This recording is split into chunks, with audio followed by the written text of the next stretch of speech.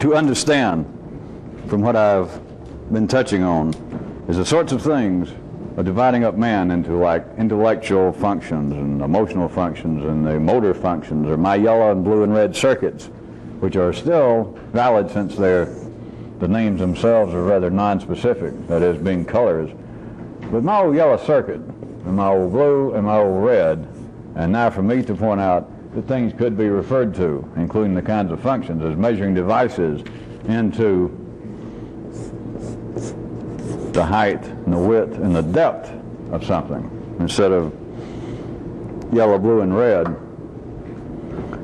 What I want you to understand, make sure that you understand,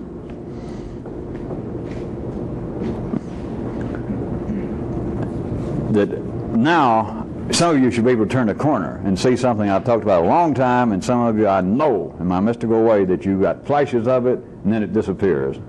And 6 months later you get another flash of it and you think, I should remember that. And it's this. What would seem to be these functions of the mind, the feelings, and then just the life of the body, if we could in truth isolate them, and if indeed they did work in that kind of separate way. The thing is, for me now to be able to say that in a certain way these functions could also be called measuring devices. Instead of yellow circuit, we could plug in either H, Y, or D. But it's any of them. Now the examples I started out using 5 nights ago, 3 nights ago, was I started using just because they both came first in the way in which I listed them, was the yellow circuit measuring the height of something. But what I want you to understand, if there was such a thing as a separate yellow circuit, if it was separate enough in reality, not just me talking about it, the mind, any of those circuits, including the yellow circuit, would not be simply tied to one of these measurements. At any given time, any of these apparent functions could be involved with any of these 3 measurements. At any given time, if we suddenly stopped reality and we looked in at a person's yellow circuit activity, it could be taking the measurements of the depth of something. We could then look into the emotions, my blue circuit areas, and it could be measuring the width of something. Now this is very important to turn a corner and begin to see something, because any of these apparent functions, although if you can really turn the corner, you can see that the functions themselves are synonymous with what I'm saying is a measuring device.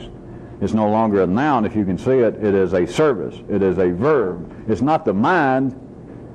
It is one measuring service that life has. It is one reporting device. Instead of calling the mind United Press or Rutgers,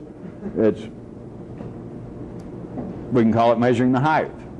Other people call it the emotions, and I can call it AP. I can call it the Overseas Wire Service. It's the service in which life is getting reports back. And people think of the emotions. People think of the mind literally, as those who will play around with the idea that there may be some connection between the mind and the brain, that it is certainly a thing. It is a noun. That the mind is something. Although it operates, it is something. And what if it is not? I started off 5 nights ago telling you that they could be looked at, the functions, as measuring devices, consciousness itself. But now instead of measuring device, how about the measurements themselves? It is an activity. It is measurements, and the mind is a measurement. The feelings are measurements.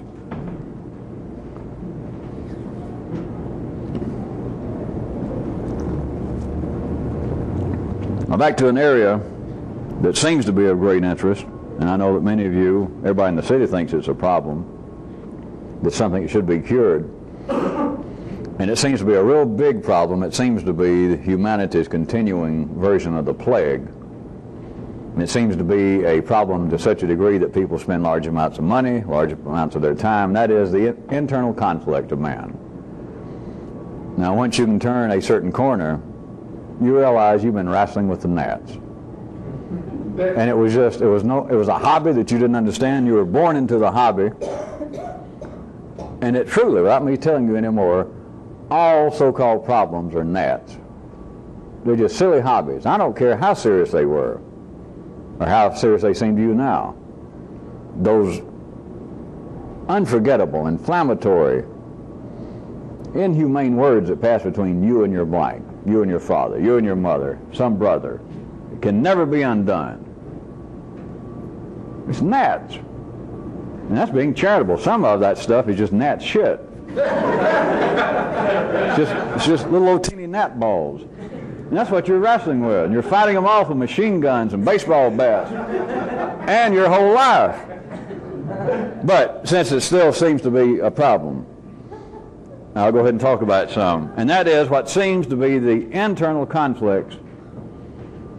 People wonder, why did I say what I said? People wonder, why did I do what I did? People wonder, why do I feel like this? I wish I could afford analysis. You know, if I could get a raise, I'd go into analysis. Or I wish I hadn't got turned off by my forefathers' religion. Or I'd go back to it because it's a lot cheaper. But, you know, geez, I went so far and took so many drugs in college, I can't believe any of that. So then you seem to be left that I just got to work this out in some way, these conflicts. Now listen, there is a way in which I can describe quite accurately and correctly, just one of several, as you notice, it's not the first time, but all of the internal conflict of every sort, I don't care what it is, all the way from you can't decide whether you should go ahead and call your mother and try to make up after all these years. Or you can't decide, should I buy those shoes on sale today or not? Should I go to the trouble to lose a lot of weight? Would it improve my social life? Or should I go ahead and save money and fuck all that and just have plastic surgery? All of these internal conflicts can be seen specifically as this, from one view. And that is different measurements going on from these different functions of the same object, of the same thing. Now, we have written history of all these thousands of years, and people have always been talking about, all the way from the Greeks to the little Sumerians were drawing little, not lithographs, but little symbols. And the symbols were saying, there seems to be a conflict between what I think and what I feel. There seems to be a conflict between the things I'd go do, and then I think about them and think, I shouldn't do that. And then I do them again.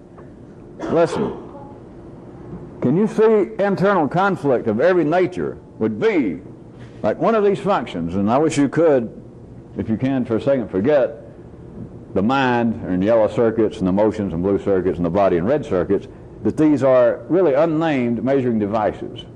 These are unnamed measurements themselves. We don't know what they are yet, but see that we're getting into really the infinite, and you just can't, there's not much I can say to you in words. It's just the possibility. But the only possibility it has is measurements. But you don't know exactly at any given time what. If you begin to see this, it would get, what's his name? Heisenberg, who was it, about the uncertainty principle? That was nothing. That was down at the subatomic level. This is right where you can get at it. Nobody wants to. But you got to imagine these are really blank and the circles really have got no circumference. But yet you know they're always measuring. If you're conscious, if you're alive, they're measuring. Can you see a glimpse? And it's going on continuously. Consciousness, as they call it in the city, will just seem to be like a spotlight that seems to momentarily focus on one of these. And it keeps you with a feeling that I am somewhere and I can move about inside. I have different feelings, different opinions. I can be serious and then I can be silly. I can be drunk and I can be sober simultaneously. Imagine all three of these measurements going on, and what other people would call the dichotomy, the conflict between what they think and what they feel, is. We go back to my little index file box. The yellow circuit is measuring the depth of that, whatever it is, 6 inches. And of course, this could be a person. This could be a memory. And let us say that the feelings toward this thing, this box, this memory, this person, that the memory or the feeling is measuring the width of it, which is what? 8 inches? They're both right. The damn thing, I don't have them measure, but it is that wide, but it's that deep, and they're not the same. Neither one is right. Neither one is wrong. But at any given time, them taking a measurement, them making a report on something, you have immediately built in conflict. But does anybody in the city ever look at it this way? They can't, but I can't resist asking the question. The answer is no. Because everything, what appears to be all of the bases of the conflict between what people think and what they feel, between what they say that they think or what they say they feel and then what they seem to subsequently do, this great struggle. What if it's nothing but this? Nothing but that. No, it couldn't be. Not the great conflicts, because from one way I can think, well, it was my father. And there were some good points about him, but yeah, all right. But what he did, the way he took away my birthright and gave it to my half-brother, I don't know. That's something a man can't live with. That is getting to the heart. That would give Shakespeare, were we to dig him up, that'd give him the chills all over about that kind of conflict. Freud would be proud of me to be this mad at my father. It is real enough for me to apparently, and your people, I warn you, I'm not being cynical, I'm not making fun of humanity.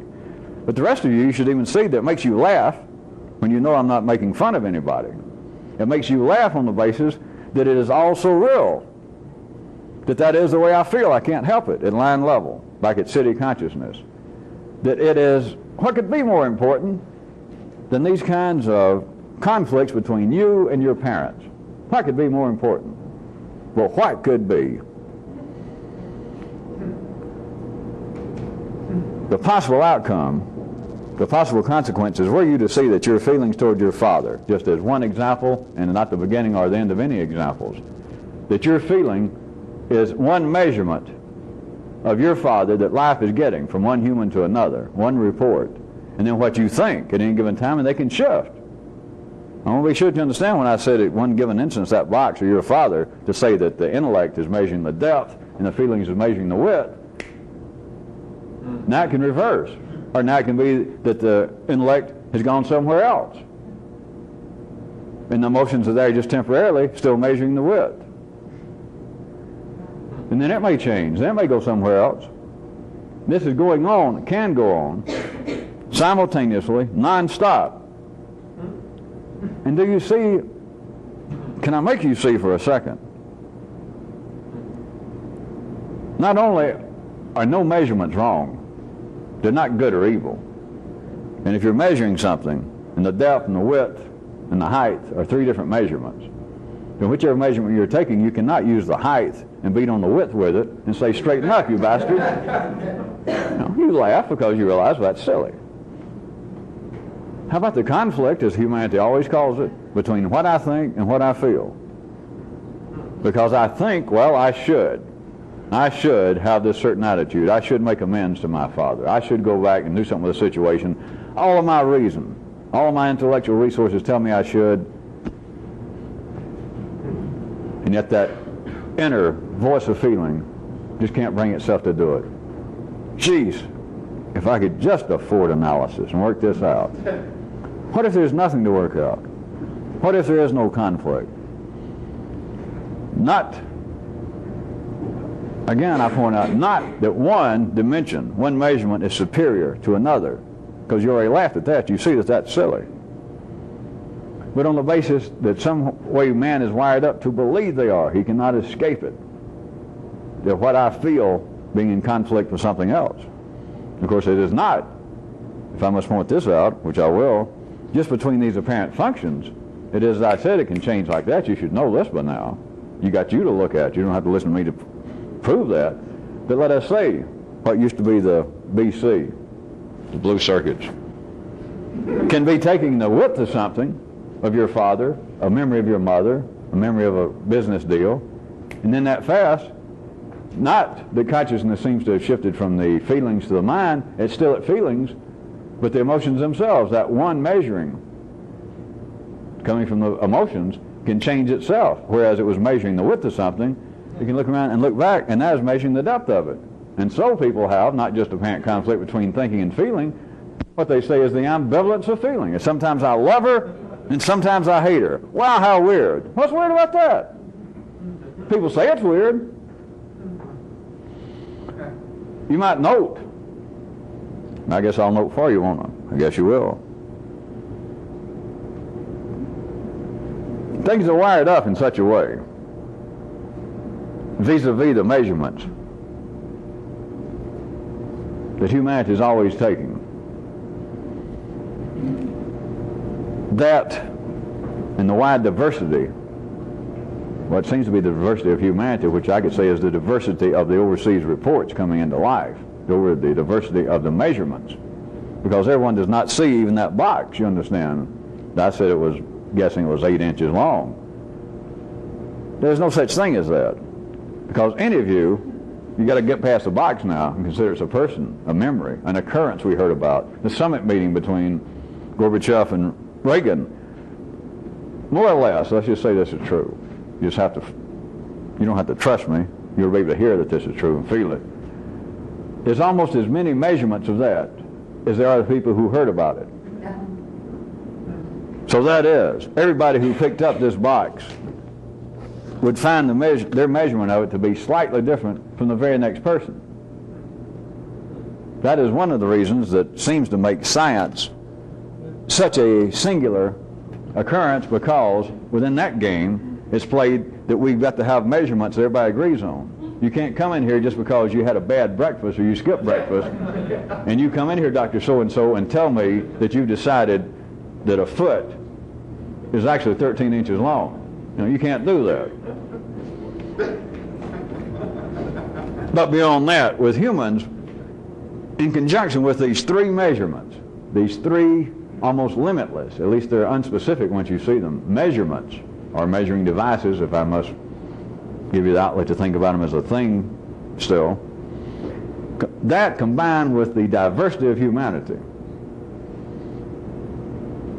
is confronted with this, that there is implanted in man genetically a picture, a desirous picture of normalcy.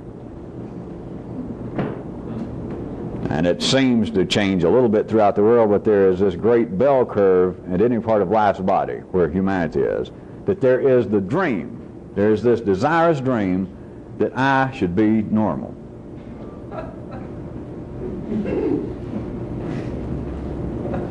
Life does this whilst still turning out the abnormal.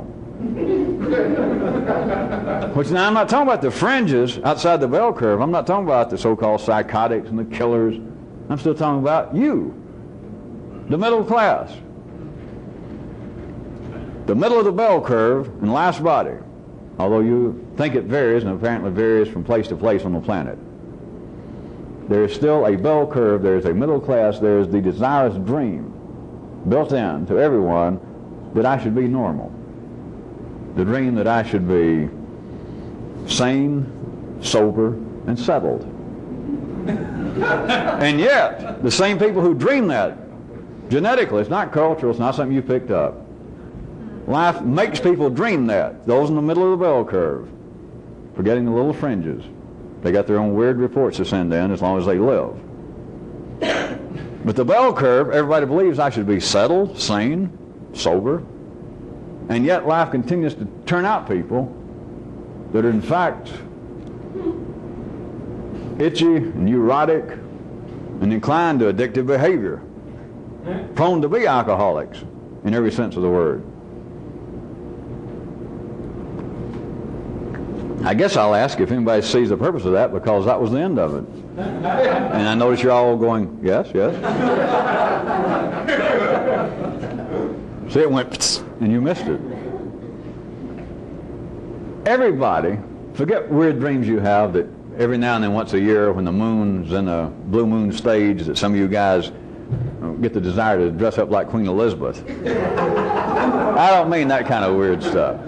In general, you people, and chances are most of the people getting this tape, it is in you, quit fighting it, and don't sit there right now and argue with me and say, well, my mother made me do it, or my family was such a conservative bunch of people.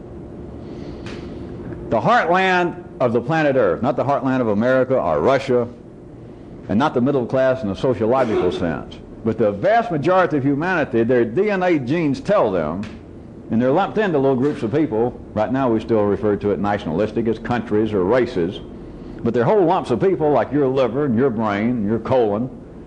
But in any given group, the heart of it, the vast majority, just a few people on the edges, and they're the ones that are put away, shot, killed. But the healthy, the middle class of that group, their genes tell them I should be normal for that group. I should be fitting right in. I should be middle class, to use our country, our part of the planet. I should be wearing a tie. I should have a BMW circa 1988 when this was being filmed. I should have such and such things as a hobby. I should be playing racquetball. I should be doing all this, and I should call my mother at least twice a week probably. All of that. It is in you genetically. But then look, not that there are people that don't do that, because they do that, or they would not be the middle class. They would not be the bell curve. Inside, you know better, whether they ever do it or not, that life makes everybody dream, almost everybody, dream a desirous dream, feel a compulsion, feel a picture that I should be normal. And yet life turns out, almost without exception, people who are not normal. That is, by that picture. That's what I want you to see. They pass for normal, but you know you're one of them, so you don't have to go out and look for examples or somebody to test it on. You know, even any of you that are now still 9-to-5 jobs and passing out, working for banks and computer companies, and you dress right up and you appear normal. You and I know you're not. And I don't mean just you people. You know your boss is not. You know the people around you are not. You know that, or you don't know anything.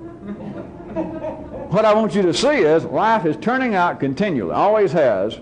It just seems to vary a little bit. I'm not arguing that. From time to time and place to place, what is normal for that particular tribe, that race, that group, that whatever it is. And most of them appear to be normal by their definition, which is their genetic definition. It's their genes telling them. They appear to be, and they're driven to believe I should be. But they're not.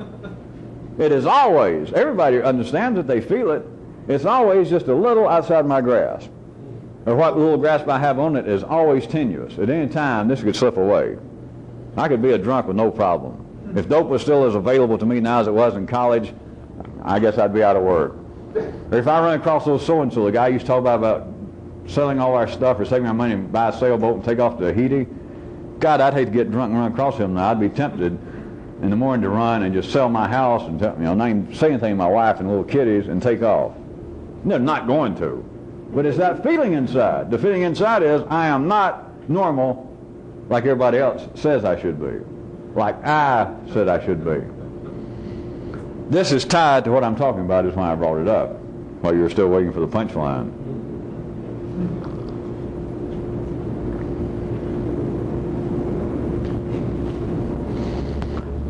I want to take an external example that's tied to this. I've skated around before since I've been using the terms revolution and man as being a state. This is very indicative. This is the kind of topographical information going on that people do not see. It's the kind of lumps and the peaks and the valleys. If you know how, you can go out there and you can fondle life. And it'll tell you things. It's almost like you're massaging life. And it'll go, and it'll tell you things. But here's one. A quite material example. And the reason I bring up such as these, those of you who can hear any of this, is because the example is already there, it's in place, it's perfect, and it almost perfectly fits internally. Which, of course, if you begin to see anything, then I don't have to say this kind of stuff about it almost perfectly fits. It all perfectly fits. You just can't see it. But this one, I believe that some of you might immediately be able to latch on to.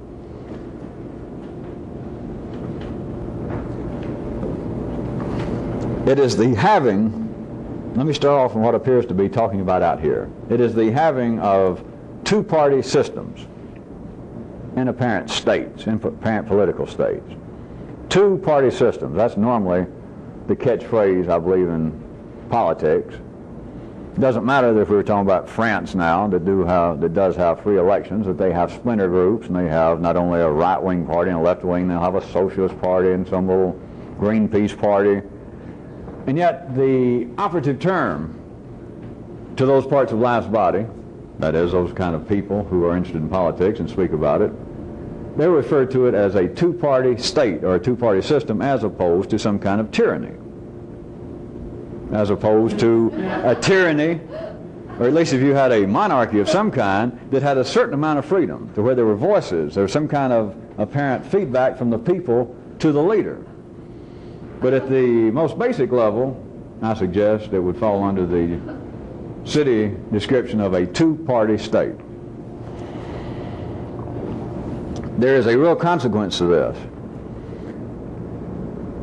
In those areas that apparently have a two-party system, a two-party state, you have got dual sources of measurements being made. You have got dual sources of reports going back to life about the nature of that state, that is, the nature of that group, the nature of that area of life's body, that area of our planet.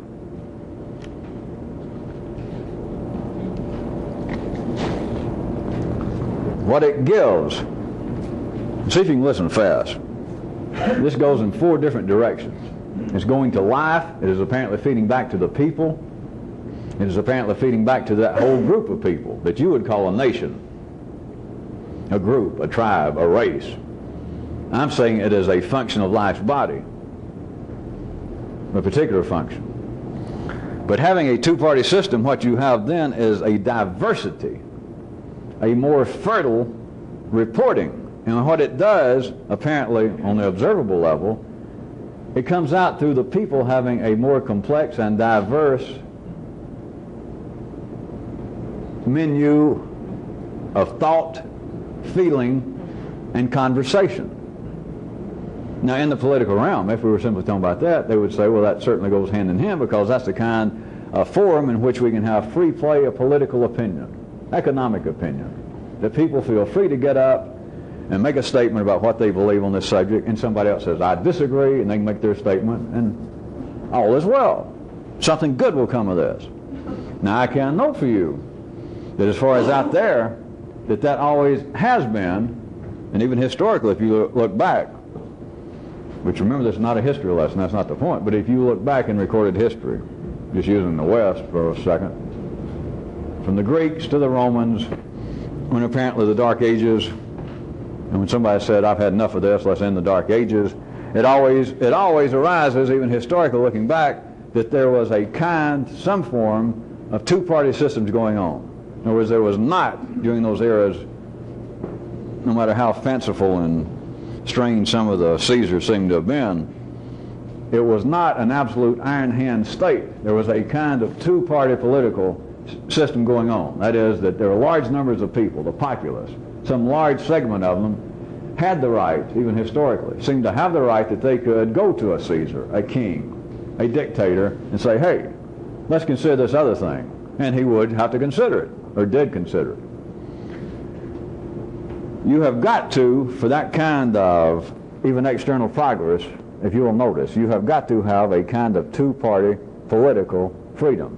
You have got to have a kind of ability for conflicting measurements. Now, they'd call it conflicting opinions. They might call it conflicting ideals. They might call it conflicting ideas. They might call it conflicting feelings about the nature of life. I'm saying you, it is different measurements being made. Life, you must see, approves of that. At any time in history, look right now, just take a city view in your knowledge of history. What always seems to be the avant-garde, the cutting edge of civilization. Where is all the technology? Where do people eat the best? Where do people seem to be the happiest at any time in history? It is not under a Stalin. Never.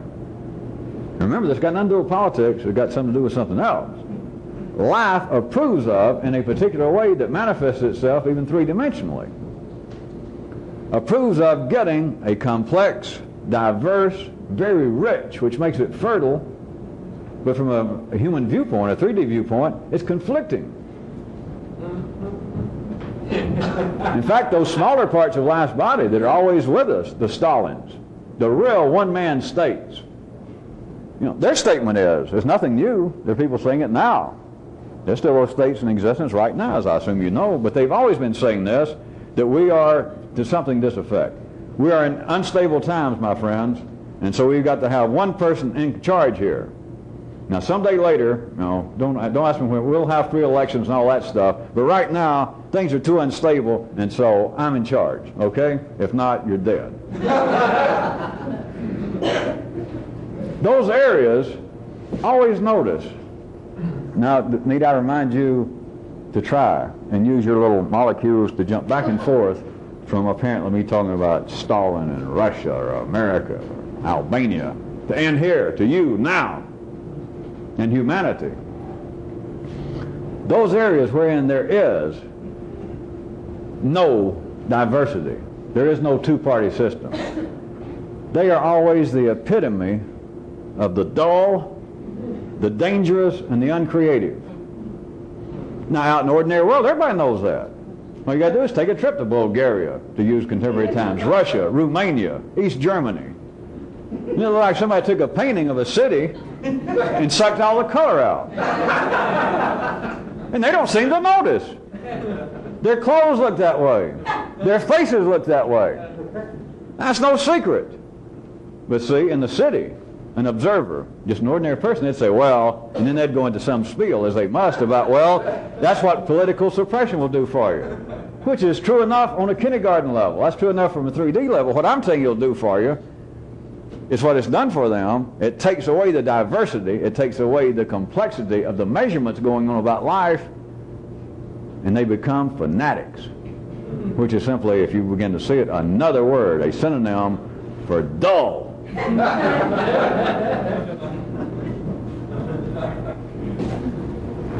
It is not possible, except in the way in which I'm going to try to jumpstart you in just a second, it is not possible to have the kind of diversity of measurements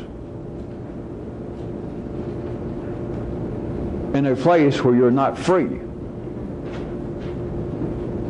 And life, just notice what life pays off at the 3D level. Don't worry about any mystical description. Right now, regardless of your old holdover high school or college opinions that you're going to pack up and move to Denmark, if you know anything about this planet right now, at the city level, you know that America, for instance, is the best place to live. That's just it. Just the best place to live. Then you look, where is the freest? It's got nothing to do with politics. People on tape somewhere in some other time. But look what life, how life seems to reward. Who life smiles on. I can even point this out as weird as it is, if you had never noticed this. America as a whole has even less natural calamities. Go figure that. Now, you won't live long enough to see it shift somewhere else. It always does. At one time, it was somewhere else, and then it was somewhere else. But life smiles on the places, and they begin to almost, from one view, especially outside views, societies, groups that almost, that is, groups of little measurements going on, almost seems to reach the what? The chaotic. Well, it's a lot safer to walk down the streets of East Germany at midnight than it is New York City. That's true. It is, there's no doubt. You can leave your door unlocked in Albania. You know, you might as well, because they'll come in anyway. You could leave your door unlocked.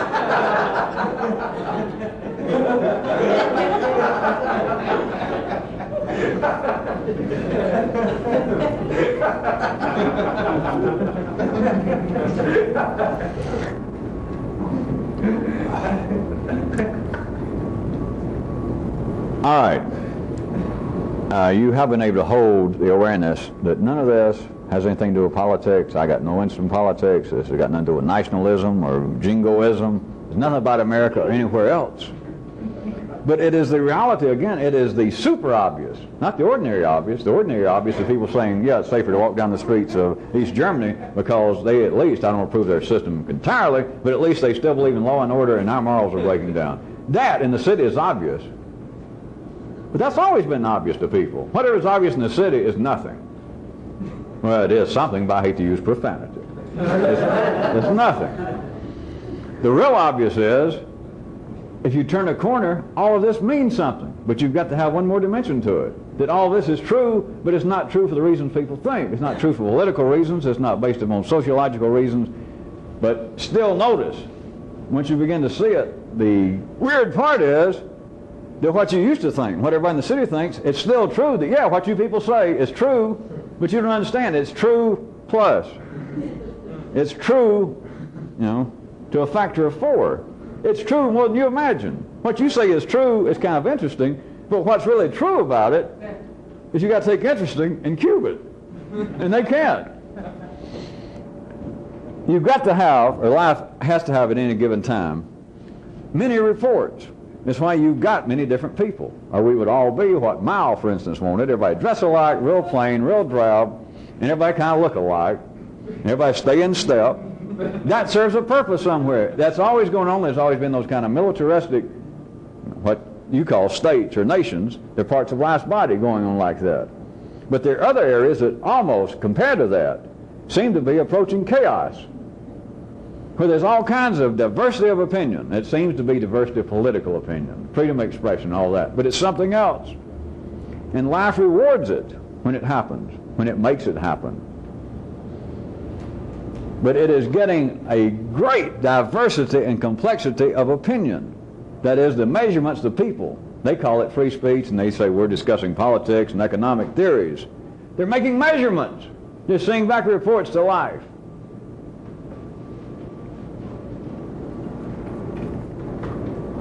It is the most fertile ground, it is the most fertile area, the most successful area of all the overseas correspondence as far as life being news central is concerned. At any given time is where, not real chaos, but as opposed to a regimented one-state society, it begins to approach chaos. All right, a real revolutionist, somebody to do this ultimately. You cannot be a fanatic, but in a sense you have got to be free to take any measurements, file almost any report, there's no way to put this, so I'll just do it this way, that might strike your fancy, whether life asks for it or not. The ultimate of that, you might notice, is this. Because in general, life did not send you here. When I say life sent you here, it sent me here, we all work for life. But in general, life did not send you here in the same way that life makes you go down to the store and buy a loaf of bread when you're hungry. In the same way that life makes you call your mother, or that life makes you feel bad when you don't call your mother. Life did not send you here on this basis. This, from one viewpoint, is something less than real necessary reports to News Central.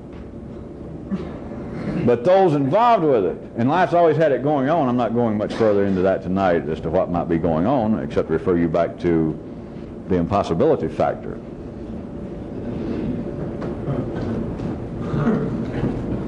For someone to do this, to continue with this, for someone to actually become a real revolutionist, whatever I mean by that, whatever you think it means, you have got to, not out here, because they can't stop you out there.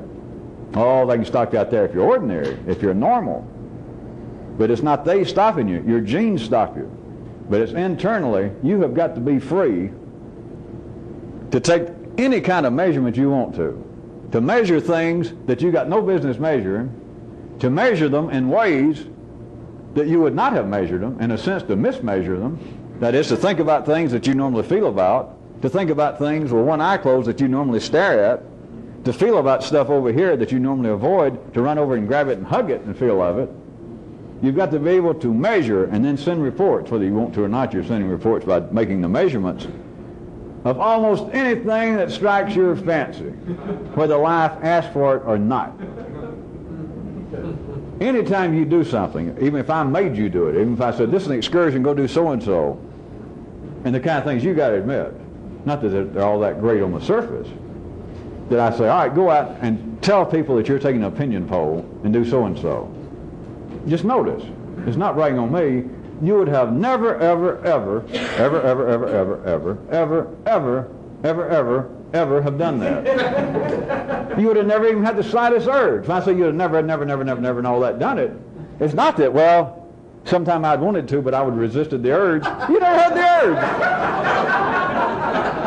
urge. There was no way. Life did not need, what does life need you to go out and to file information based upon a fallacious polling that I just seem to have made up, and you go out and do it as though it's serious, and other people go, well, let me think about that, and they give you an answer, and you write it down, or you pretend to. You say thank you and walk off.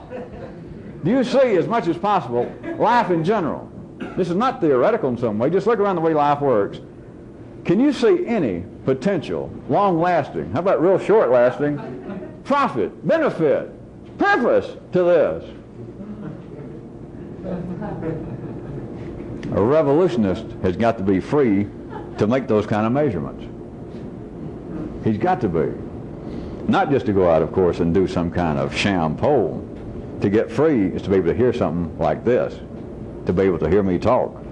That is the kind of freedom, is to be able to measure it. It doesn't fit with anything. It doesn't fit with measurements you had of anything you thought was similar to this. Sometimes it seems to measure this way, and then next night it measures this way, or sometimes it measures here and then there from minute to minute. And you got to be free to do it. But that says a lot. It's not just free that some way life has let me do this. Some way I figure out how to do it. You've got to be free to do it. Don't look at it as though there were restraints, or could be restraints stopping me from doing this. That is, from out there. That somebody's suddenly going to jump out. The mind cops are going to jump out and say, are you beginning to think like he talks? Stop it. You know, we know about you. You've got to be free to do it. You've got to be free to do it. Not worried about the mind cops, the feeling cops, or somebody, the Bureau of Depth, is going to jump out and say, you've been measuring the depth of things in a way in which we don't approve. In fact, it's insane. Nothing is that deep. Or conversely, nothing is that shallow. You got no business. That's not going to happen. That's not what I'm referring to. I shouldn't say that's not going to happen. That's not what I'm referring to. You've got to be free to do it. Do you hear me? You've got to be free to do it. You have got to be free that you can turn around and do it. Hey! It's my favorite enemy. I haven't seen you in 10 years. Come here. You have got to be free to do it, or you're eventually stymied. You eventually take the measure of yourself and you accept it. The suit that life has been trying to put on you genetically, you finally go, you don't look at it this way, but you finally go ahead and take it. Some people end up accepting that measurement on the basis, I've seen the light. And what they're saying is, boy, I don't think I can stand any more of this. I don't want to see any more. How does it fit through the shoulder? And that's it. It is the final measurement. Life doesn't have to call you back. They don't have to say, come back in Thursday and let's recheck this. Life knows. It's like, good little boy, that fits real, real nice. Whether it does or not, because life can tell you anything it wants to. And so you go waddling off, pulling your little duck on wheels. Great fit, great fit. Get a red tie to go with that. Insofar as being free to think, to measure, to feel. When I said I was going to turn you another corner earlier, here it comes. At the individual revolutionary level, the optimum efficiency of how to be free, how to make measurements, has really two approaches, and you've got to listen, because if this was a city, I'd be already, what do they call it? Inconsistent with myself verbally. But I warned you before I did this, but I want you to see this. There'd be two ways to optimally operate this. One is that internally, and must I repeat, there's not one of these two, but it's to try to get you to go somewhere else with it, because this sounds right. And of course it is right in the 3D world. But internally would be, first, that you apparently had a full-fledged two-party system, like democracy run amok. True democracy, not a republicanism, not a republic state even, a true democracy. Just complete diversity of opinion, and you're free to do it. I don't mean that you're a mechanical version of the 3 Faces of Eve or the 40 Faces of Elmer. I don't mean that you're city-wise in some way psychotic enough that you seem to have 247 different personalities. We're not talking about city folks. We're talking about you people. But it would be, one of them, as though there were a completely free inside of you now. And this kind of freedom is willful, remember. It doesn't just flow, that you've got to make yourself. When I say complete freedom, an example I used just before we stopped the tape of saying, there's one of my longtime arch enemies. Come here, you rascal, and hug him. Or her. That is not free-flowing freedom. That's not what I mean. You didn't just, well, now I feel free to love my enemies. You know, good luck. That's not some kind of natural flow. You would have to will yourself to do it. That's the same kind of form that I mean by perfected hatred. You got to have that kind of control over it. So you could have that kind of internal free, almost unfettered measurements that you could feel, think, and behave. Or, the other possibility is you would have to have, I guess, a kind of enlightened dictatorship. enlightened to where there does seem to be a tyrant or a dictator. But he works in conjunction with taking measurements from the people. Think about it. Now, all right, I remind you again, I'm not talking about Bulgaria, the United States. I'm not talking about anywhere, unless you know that where is everywhere and is here. Which seems to be. Either one of those could strike you based upon what you understand now. There is something else, of course.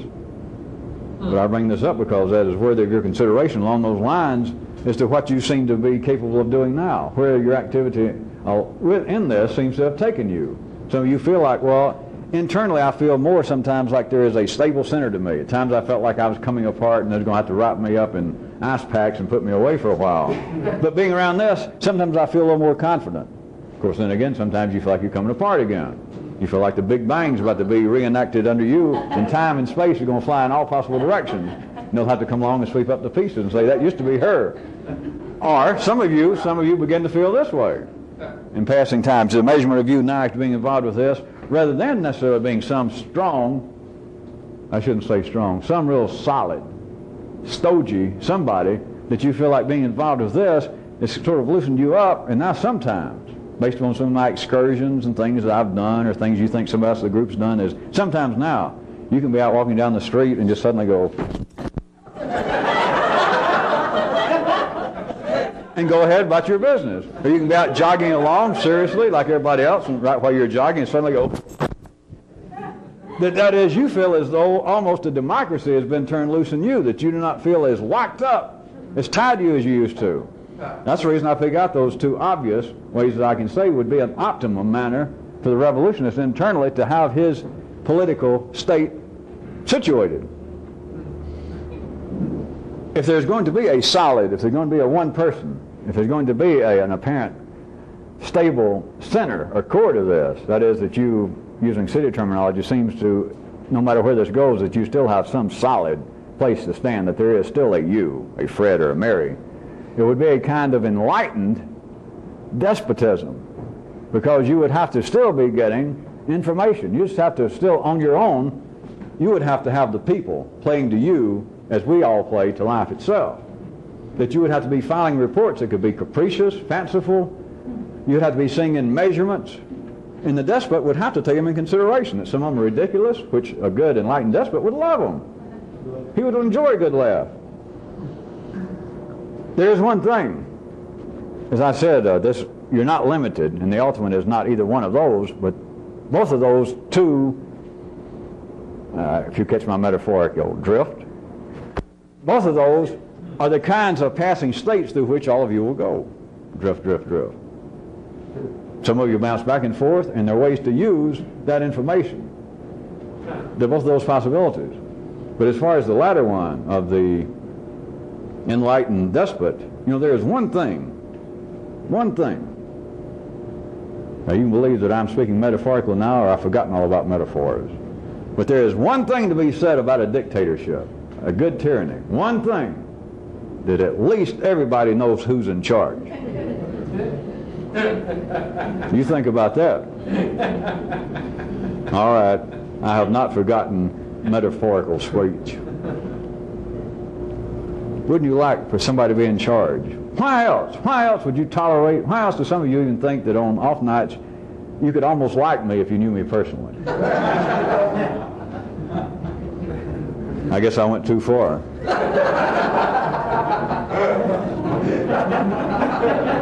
At least any of you think you're missing out. I don't make you feel bad because I don't particularly like me. That's irrelevant. Get that off the tape. We don't need to frighten the children and the newcomers, that kind of stuff. We have run out of time here in the grand capital city of Georgia tonight. On our Friday nights, for those of you out of town, if you want a quick piece of information and or gossip, we're running on just before the group here is putting on our shows to the public. And we're starting early and having to finish early and quickly. So on Fridays, I guess if nothing else, I'll start having a real pot of coffee made down here again. Or somebody go out to truck stop and bring some Benzedrine so I can talk faster. That's why it's a little short every third night. Let's see if I got time to say anything. What time is it? 8:16. Jesus Christ. Thank you, Larry.